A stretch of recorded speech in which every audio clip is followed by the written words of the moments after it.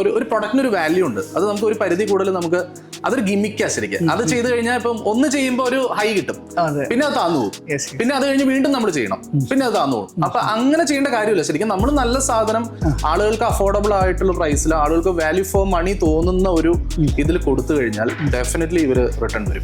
ബിസിനസ്സിന് ഇപ്പോഴത്തെ കാലത്ത് ഈ ബ്രാൻഡ് ഇക്വിറ്റി അല്ലെങ്കിൽ സ്റ്റോറി ടെല്ലിംഗ് വളരെ ഇമ്പോർട്ടന്റ് ആണ്. പല സ്റ്റാർട്ടപ്സും ഇല്ലാത്ത കഥ ഉണ്ടാക്കി പറയുകയാണ് ചെയ്യുന്നത്. ഇവിടെ ഞാൻ മനസ്സിലാക്കുന്നതും കഥ നാച്ചുറലി വന്നു, ആൾക്കാരെ നമ്മളെ പറ്റി കഥ പറയുന്നത്. ശരിക്കും അതെങ്ങനെയാണ് സംഭവിച്ചത്? ഞാൻ എപ്പോഴും ശ്രദ്ധിക്കുന്ന ഒരു കാര്യം, ഈ ആളുകൾ നമ്മുടെ സ്റ്റോറി ഇഷ്ടപ്പെട്ടു പോകുന്നേക്കാൾ കൂടുതൽ അവരെ എക്സൈറ്റഡ് ആക്കി വിടുക എന്നുള്ളതാണ്. എപ്പോഴും നമ്മുടെ കട കയറി വന്നു കഴിഞ്ഞാൽ ഈ ഇഷ്ടപ്പെട്ടു പോകുന്നതും എക്സൈറ്റ്മെന്റും വ്യത്യാസമുണ്ട്.